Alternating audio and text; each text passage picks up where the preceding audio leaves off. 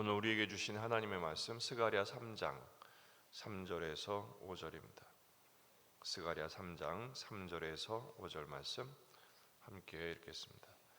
여호수아가 더러운 옷을 입고 천사 앞에 서 있는지라 여호와께서 자기 앞에 선 자들에게 명령하사 그 더러운 옷을 벗기라 하시고 또 여호수아에게 이르시되 내가 내 죄악을 제거하여 버렸으니 내게 아름다운 옷을 입히리라 하시기로 내가 말하되 정결한 관을 그의 머리에 씌우소서 하매 곧 정결한 관을 그 머리에 씌우며 옷을 입히고 여호와의 천사는 곁에 섰더라. 아멘. 본문에 계시된 주님은 어떤 분이십니까? 더러운 옷을 벗기시고 아름다운 옷을 입히십니다. 4절 중반절 내가 내 죄악을 제거하여 버렸으니 내게 아름다운 옷을 입히리라. 네 번째 환상의 모습은 대제사장 여호수아가 더러운 옷을 입고 하나님 앞에 서 있는 장면입니다. 그 옆에 있는 사탄이 참소를 하지요. 대적을 합니다. 하나님께서 그 대적 앞에서 사탄을 책망하시죠. 사탄이 그토록 책망했던 이유는 여호수아의 모습이 불에 그슬린 나무 같았기 때문에 그렇습니다. 불에 그슬려서 그의 옷은 탔고 그의 옷은 더럽혀졌고 그의 존재는 죄된 모습이었다는 것입니다. 하나님이 그 여호수아를 위하여 명령하십니다. 더러운 옷을 벗기라. 여기서 더러운 옷은 오염된 옷일 뿐 아니라 죄로 인해서 자신의 본분을 잃어버린 제사장의 모습이기도 합니다. 왜냐하면 이스라엘 문화에서 더럽혀졌다, 이것은 이방 땅에서 태어나서 이방 땅에서 이방 사람들과 함께 사는 모습, 그것이 더러운 모습이거든요. 제사장으로서 가장 수치스러운 것 중에 하나가 뭐냐? 하나님의 약속의 땅에 사는 것이 아니라 이방 땅에서 살다가 죽는 것입니다. 거기서 살다가 돌아왔으니 여호수아의 신분이 더럽혀진 것은 당연하죠. 하지만 그 죄는 여호수아의 개인의 죄가 아니라 하나님의 명령에 불순종하고 우상 숭배하다가 하나님의 심판을 받아 포로 잡혀간 이스라엘의 모습을 온몸으로 받고 있는 상황과 같습니다. 제사장에게 있어서 복장은 참 중요합니다. 왜냐하면 제사장의 복은 매우 정교하고 섬세하게 디자인되어 있기 때문에 그래요. 출애굽기 28장과 39장을 보면 성전을 짓는 그 식양, 설계도가 나오는데 그 중에서 제사장의 옷에 대한 설명이 매우 자세합니다. 그 제사장의 옷은 거룩하고 또 영화롭고 아름답게 지어진 옷이어야 했습니다. 그래야 성소에서 직무를 수행할 수 있어요. 그 제사장의 옷을 입어야 죄된 자신을 가리고 하나님께 나아갈 자격을 얻었기 때문에 그렇습니다. 아무 옷이나 입었다가는 죽음을 면치 못합니다. 그런데 지금 그 제사장, 대제사장 여호수아가 불에 그슬린 나무같이 더러운 옷을 입고 서 있는 것이죠. 오늘 본문을 보면 천사 앞에 서 있는지라 이렇게 되어 있어요.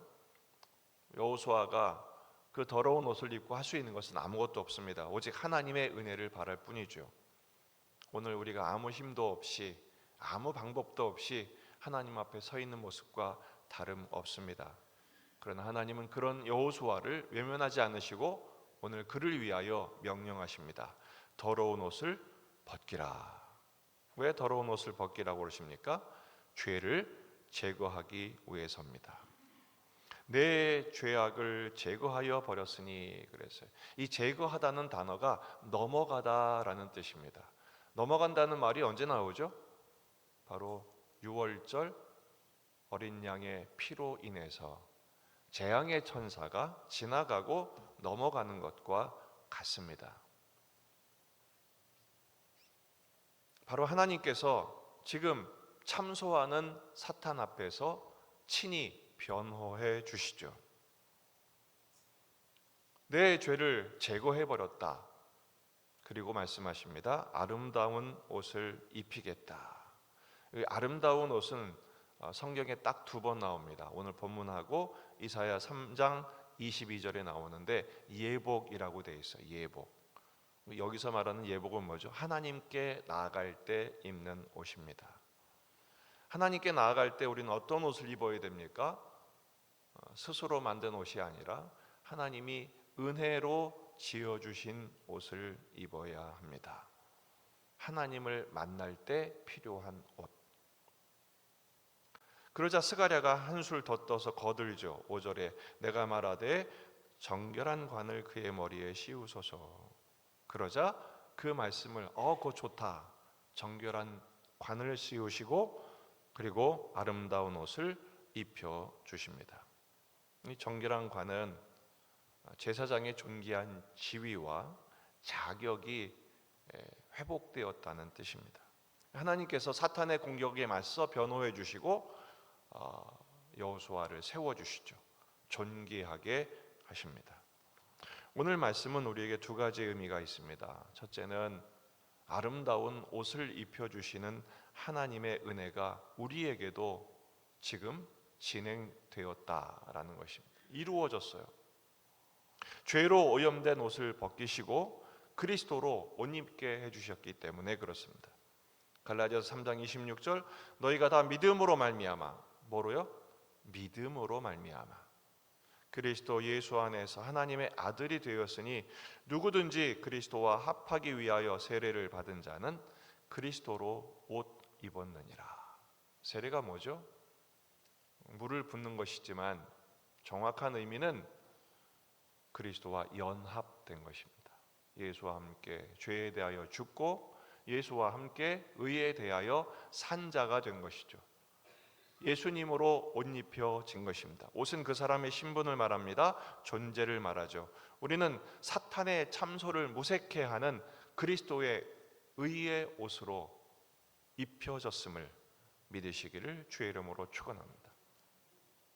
사람이 옷이 참 중요합니다. 얼마나 비싼 옷, 좋은 옷이 중요한 것이 아니라 그 사람의 단정한 옷의 모습이 그 사람의 본분을 의미하지요. 아무리 하이 칼라, 블루 칼라라 할지라도 예비 군복 입혀놓으면 다 이상하게 됩니다. 죄의 옷을 입지 말고 그리스도의 옷을 입어야 합니다. 로마서 13장 14절 오직 주 예수 그리스도로 옷 입고 정욕을 위하여 육신의 일을 도모하지 말라. 예수로 옷 입는다는 건 뭐예요? 예수로 생각하고 예수 안에 묵상하고 예수님과 같은 마음, 같은 생각, 같은 뜻을 품고 주님을 닮기 위하여 주님과 함께 사는 삶을 의미하는 것입니다. 그렇게 될 때 악한 사탄이 아무리 참소한들 아무 소용이 없는 것이죠. 그리스도의 옷에 걸맞는 성도의 행실의 삶이 되시기를 주의 이름으로 축원합니다. 2번째는 격려자가 되는 것입니다. 하나님께서 아름다운 옷을 입히시겠다 그러니까 스가랴가 한술 더 떠서 정결한 관도 씌워주세요 라고 부탁하죠. 우리는 2 종류의 역할을 할 수 있습니다. 하나는 지적하는, 정죄하는, 참소하는 역할입니다. 그것은 사탄이 전공입니다. 우리가 할 일이 아닙니다. 우리가 할 일은 격려하는 것입니다. 너는 아름다운 옷을 입은 사람이야. 너는 아름다운 옷을 입을 수 있어. 더럽혀진 옷을 하나님이 벗기셨고 이미 아름다운 옷을 입히셨어 라고 격려할 수 있죠. 그러니 우리 아름다운 옷을 입은 자답게 같이 아름다운 입은 자의 삶을 살며 사명을 감당합시다. 위로하고 격려하고 축복할 수 있는 것입니다. 학개서 2장 4절 그러나 여호와가 이르노라 스룹바벨아 스스로 굳세게 할지어다. 여호사닥의 아들 대제사장 여호수아야 스스로 굳세게 할지어다. 여호와의 말이니라. 이 땅 모든 백성아 스스로 굳세게 하여 일할지어다. 내가 너희와 함께하노라. 만군의 여호와의 말이니라. 하나님 학계를 통하여서 여호수아를 격려하십니다. 여호수아야 스스로 굳세게 할지어다. 지금 손 놓고 있었거든요. 아무 일도 할 수 없습니다. 낙심 중에 있었거든요. 격려하십니다. 넌 아름다운 옷을 입었지 않느냐? 내가 더러운 옷을 벗겼다. 그렇습니다. 우리를 향한 그리스도 예수의 사랑이 그 어떤 권세와 어떤 사람과 어떤 상황에서도 우리를 향한 사랑을 끊을 수 없습니다. 그 사랑을 받은 하나님의 백성들, 새로운 존재 그리스도의 옷을 입고 예수의 제자답게, 하나님의 자녀답게 오늘 당당하게 오늘 주어진 삶을 살아가십시오. 주님이 도와주십니다. 붙드십니다. 책임지십니다. 승리하게 하실 줄로 믿습니다. 아름다운 옷을 입은, 그리스도의 옷을 입은 그리스도의 제자로서의 삶을 사는 저와 여러분이 되기를 주의 이름으로 축원합니다. 기도하시겠습니다. 말씀을 붙들고 우리 자신과 가정과 교회와 지역의 복음화, 민족의 복음화, 세계 복음화를 위해서, 환우들을 위해, 수험생들을 새학기를 맞는 우리 자녀들을 위해, 군에 있는 아들들을 위해서, 그리고 이 나라의 회복을 위해서 여러분 가져온 기도집을 가지고 간절히 기도하시다가 돌아가시겠습니다.